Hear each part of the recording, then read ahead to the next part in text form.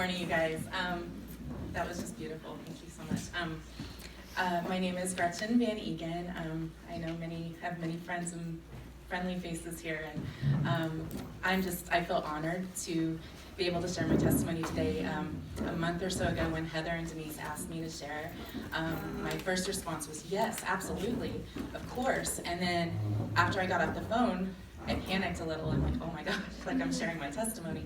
And I say that only because my background is in journalism and communications, and I usually love to speak in front of a large crowd. It doesn't bother me. I kind of thrive on it.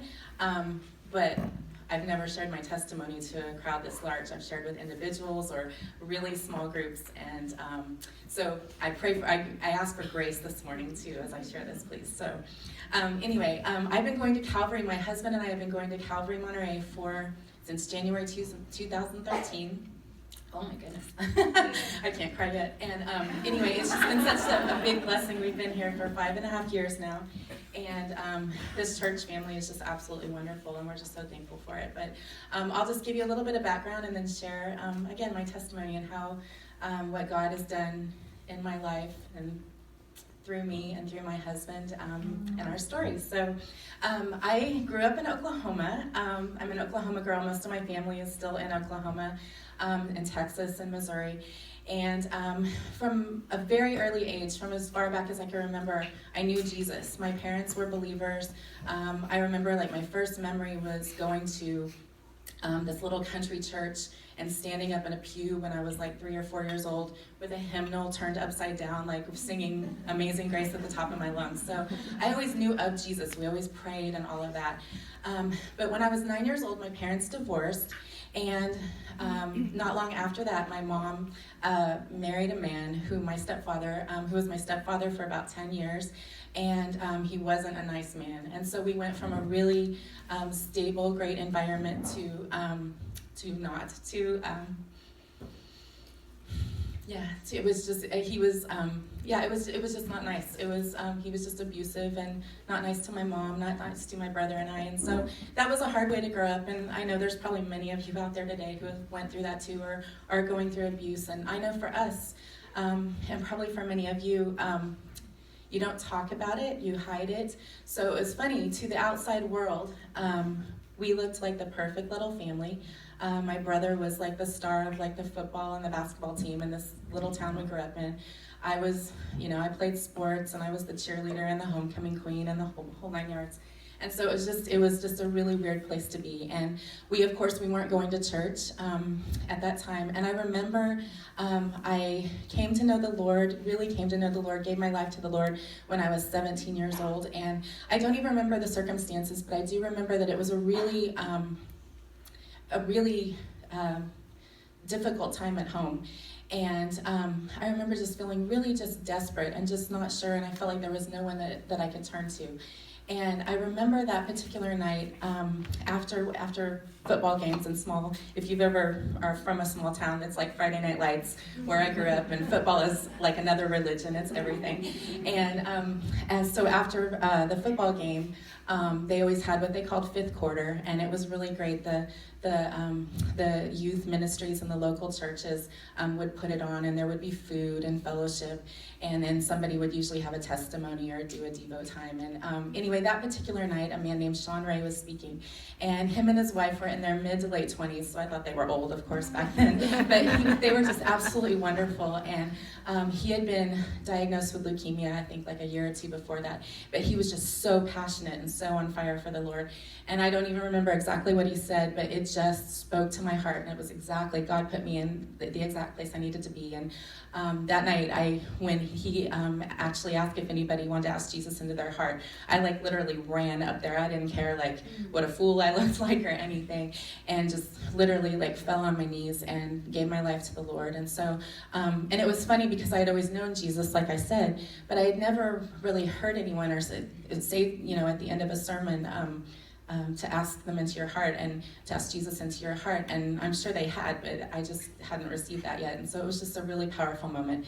And so then fast forward through my 20s, I had a really successful television career, and yeah, that was my thing. And I was able to move out here in 2003, so like 15 years ago. I made the move to California for work, and out here I met my wonderful husband, Ernst. I know many of you know him, and he's fantastic, and it was truly love at first sight for us. He's bigger than life and handsome and wonderful, and we just fell deeply in love. And yeah, it was a fairy tale. He proposed like a year later, and we were soon married, and life was just really good. And the one area that we both really were passionate about is we knew we wanted to start a family, and right away. So we started trying like immediately. And time went on, and time went on, and time went on, and it just wasn't happening. And several years into our marriage, we realized, we might need a little bit of help. This isn't working. And so after lots of doctors and treatments and all of this kind of stuff, and with the blessing of IVF, we got pregnant, and life again was so great. And this was in the fall of 2011, and we got pregnant with twins. And life was just good. My husband is an identical twin, so we were extra elated because we knew what all the craziness and wonderfulness that entailed. And 10 weeks into my pregnancy, we went back for just like a normal checkup, and one of the babies was doing great and the heartbeat was strong, and the other, we didn't have a heartbeat any longer. And I just remember that was such a difficult time for us because it was so weird. It was such a weird place to be because on one hand I was mourning so strongly the loss of my baby, and then on the other hand I was just so thankful for my healthy baby. And I also knew, of course, when you're carrying a child, that they feel the stress and all of that goes along with it. And so I just remember just clinging to, just praying to the Lord, and again, I was just so thankful. It was such a weird place to be. I'll just leave it at that. And we ended up having a healthy, wonderful pregnancy. And on May 30th, 2012, our beautiful baby boy Sam was born. He's too cute not to show you guys. This is him. He's a mini Ernst. Anyway, life was perfect. It was so good. We had our sweet baby boy. I had my wonderful husband. We were just so happy. And he was just healthy and strong and obviously super beautiful. And 4.5 months later, Sam and I flew to Oklahoma to see all of my family. We had a wonderful week there. We got to show him off and all be together, and it was really great. And Ernst flew in the end of the weekend to then fly back home with us. And so we just had wonderful family time together. On a Sunday morning, on October 14th, that particular morning, my mom and Ernst had let me sleep in because I had been up with him a little bit during the night, and so they let me sleep in a little bit. And when I got up, I had just gotten up, and my mom went in to check on him, and he wasn't breathing. He was gone, and we tried to resuscitate him. I tried to resuscitate him. Ernst tried. My younger brother, Jared, tried. My mom ran down to her neighbor's house, who was a nurse, and she came and tried. An ambulance was called. A helicopter to Life Flight In was called. But we already knew. And at the hospital, I have no idea. It felt like an eternity. I don't know how long we were there. And just waiting in silence. And when they came out and told us he was gone, our world went black. It was so dark. It was just, And I remember they let us hold him after. And holding your lifeless child's body was so hard. And I remember just holding him and just rocking with him. And all I could say over and over was, I love you, I love you, I love you. It was just unimaginable. And the days that followed after that are kind of a blur. And I was a believer, I have to say, I was a believer. My husband was not. he knew there was a God, and he would go to church with me from time to time. We weren't going to Calvary yet. But he wasn't a believer, and certainly at that point, he really wasn't a believer. And as for me, I was angry. I was so angry with the Lord. I knew there was still a God. I knew I still loved him, but I was so angry with him. I was like, how can you take a child? It's just not right. It's not natural. And so we just went through really dark days. I'll just leave it at that. And then 6 weeks later,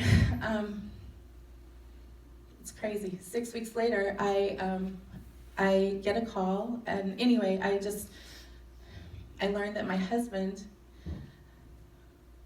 was possibly about to commit or have an affair, and I literally at that point I felt like I was not. My face was not only buried in the mud, but I was like drowning in it at that point. And I'm like, oh my gosh.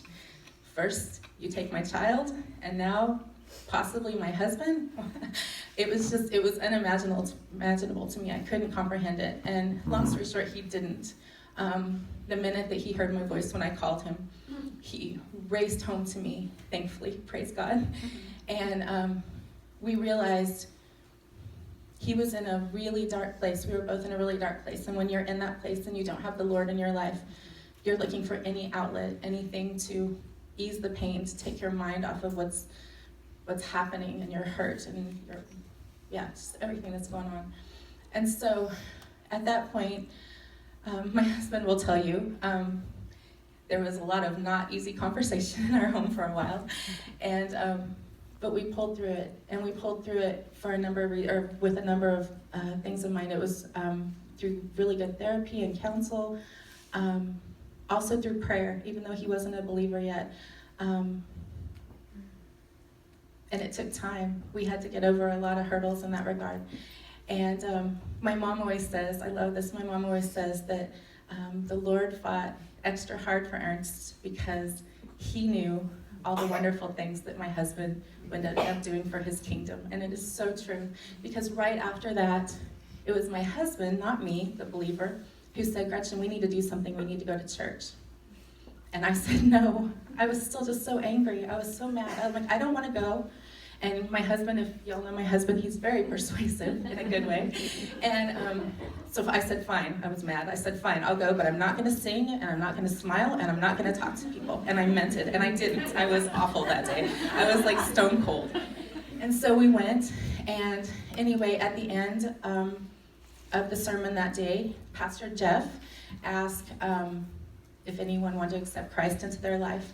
And I remember I was sitting there, and our heads were bowed, our eyes were closed. I was holding Ernst's hand, and I felt his other arm go up. And I remember I was like, oh my gosh. And it was, at that moment, I hadn't been able to cry for a while. I think I thought I had cried out all of my tears.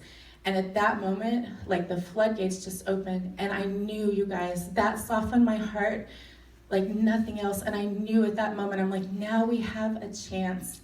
Now we can build on a foundation, even though we're madly in love and we had a wonderful relationship and all that stuff I already told you about. Now we have a real shot. Before that, I wasn't sure, and I know he wasn't either. And from there, oh my gosh, it's just like the fire was lit, and that's when we found Calvary, Monterey. And it's just amazing how God can take so much tragedy and heartache and pain and hurt and awful potential sins and all of that and make things so beautiful. And I tell you this because, of course, I would take, if I could have Sam back, I would have him back in a second. I don't stand up here and try to make this all like a romantic movie that turns out, all happy with rainbows and roses in the end. But I do have to say, like, what I love is God has given us so many glimpses, just little glimpses of His love and His mercy and His grace. And I have to tell you, on the day of Sam's funeral, he passed away on October 14th. On October 18th, which is my birthday, is when I buried my son. And I remember after the service that day, because this happened in Oklahoma, and that's where we chose to bury him, close to my family. And I remember my mom and Ernst and I were standing in the kitchen talking or whatever, and my purse was away from us, and all of a sudden my phone was in my purse, and this song came on, and nobody had touched it. I hadn't even been listening to the song, because it was Sam's song. It was one of the songs that we sang to him all the time. It was Godspeed by the Dixie Chicks, if anyone knows that, and it's just a beautiful little song. And I remember we all froze, because we were like, oh my gosh, that song came on. But it came on not at the beginning or anything, where you might think, oh, it's just a fluke. It came on in the middle toward the end. And the lyrics that came on were, God bless Mommy and Matchbox cars. God bless Dad and thanks for the stars. God hears amen wherever we are, and I love you. And I just remember, like, Ernst and I we just fell to our knees. And it's just, we've had so many little moments like that, just precious, sweet little moments that God has just given us little glimpses. And guys, he's just so good. And I'll go on to share really quick to wrap this up a little bit, but about 6 months after Sam went to heaven, we were blessed to get pregnant again with twins again. And I remember we found out in May. Yeah, they're pretty cute too. Ella Louisa and Emily Diane, we call her MED. But anyway, I remember we found out in May, Mother's Day weekend, and I remember leading up to that, before I knew I was pregnant, I remember being so terrified of like Mother's Day, my first Mother's Day without Sam. And do you know when we found out that we were having them? Mother's Day weekend.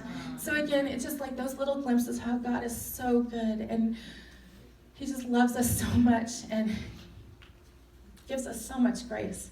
And so anyway, our biggest prayer the whole time, like anyone who has children, is that they would be healthy and that I could carry them full term since they were twins. And we did, 4 days before my due date, via C-section, because they're twins and all of that. They were born, and oh my gosh, what the biggest blessing. And I do remember that day, like Ernst and I were terrified. We were so excited and then scared out of our minds. I was like, oh, I don't know if I could do this again. But at that point, we just had this peace, because we knew that obviously that they're not ours, they're his, and we get to borrow them for a while. And so we just knew, like, whatever happens. And sure enough, that day in the delivery room, everything was going great. The doctor is a dear friend of ours. Most of the nurses at Chomp, they had been with us with Sam. They knew our story, and they were very compassionate, and many had become friends. And that particular day, baby A, which is Ella, they went to take her out of my body, and apparently I had more scar tissue than they knew because of my pregnancy with Sam, and she slipped back in and swallowed a lot of amniotic fluid. And apparently that's really dangerous, because she didn't cry when she came out. And then I heard just a little muffle of something, but then there was still no cry. And then I remember hearing them say, Gretchen, she's okay, but we're taking her away to check her.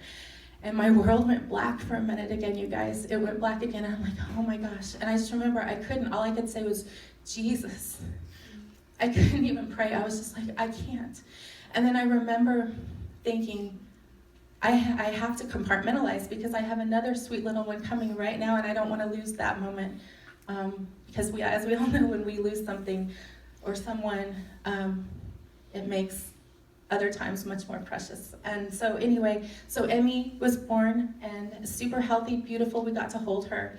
Then Ernst and Emmy went to the nursery. I went to recovery, and I was told later by one of my good friends who's a nurse there, poor Ernst, he walks into the nursery area, and they're resuscitating Ella. And she wasn't breathing, and there were all these doctors and nurses around her. And he literally, my friend tells me, he sat in the corner in a chair in a fetal position, if you can even do that, just rocking back and forth. And he told me later that he just prayed. He just prayed, please don't take another child. And thankfully, my Ella is a fighter. For those of you who know her, she's strong and bold and wonderful. And there was no way she was going anywhere that day. And so here we are, and they're now 4.5 and keep us super busy. But anyway, there they are. And so anyway, just to wrap this part up, after that, when we took the girls home, again, we were terrified. But this time it was different, because we just had this peace. And again, all we could do, I think through all the stuff that I just told you, everything was out of our control. There were so many moments where there was absolutely nothing we could do, and I'm a fixer. I want to fix everything and make everything good and perfect, and I wasn't. And so God he had absolute, complete control in our lives, and just how he's blessed us has just been unbelievable. And then anyway, just to wrap this up, about a year, when the girls were a year old, I told you earlier, my husband has a twin brother named Chris. They're identical twins, both super handsome and wonderful and big personalities.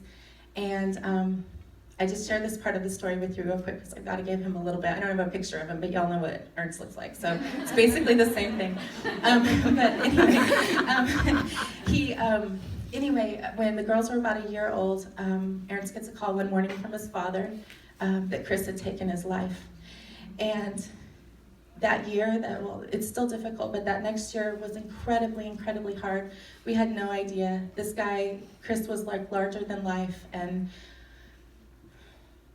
it was his twin brother, his other half. And I share this part of the story with you, though, to tell you, like, one of the things that Ernst always says is, when he lost Sam, he fell on his face. And when he lost Chris, his brother, he fell on his knees. And so he still mourned, and he still hurt, and it still hurts.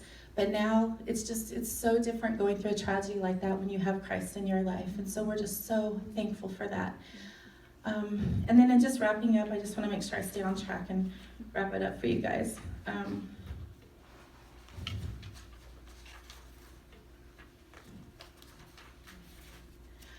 Okay, I just want to tell you in closing that obviously my story, a lot of stuff I shared with you today, my story is a story with a lot of pain and a lot of grief and a lot of loss. But even more so, it is such a story of just redemption and goodness and God's goodness in my life. He has taken us through some big storms, and I know you guys out there's so many of you today who are going through your own storm, maybe something similar to my story, maybe your own storm that's completely different. But through it all, we've just seen his love and his mercy and how he holds us and how he brings people into our lives that we need when we need it. And we also, I think one of our biggest lessons from this is never to take a moment for granted. We can truly say, I know if my husband were standing here today, he could too. We never take even one moment for granted. Not a hug, not a smile, not a touch, not a kiss with our girls, with each other, but also with those around us. And we can truly, I used to never live in the moment. I was always a planner looking way ahead. And it's just taught me to just slow down and just love on those that are around you. God is so good, ladies. He is so good.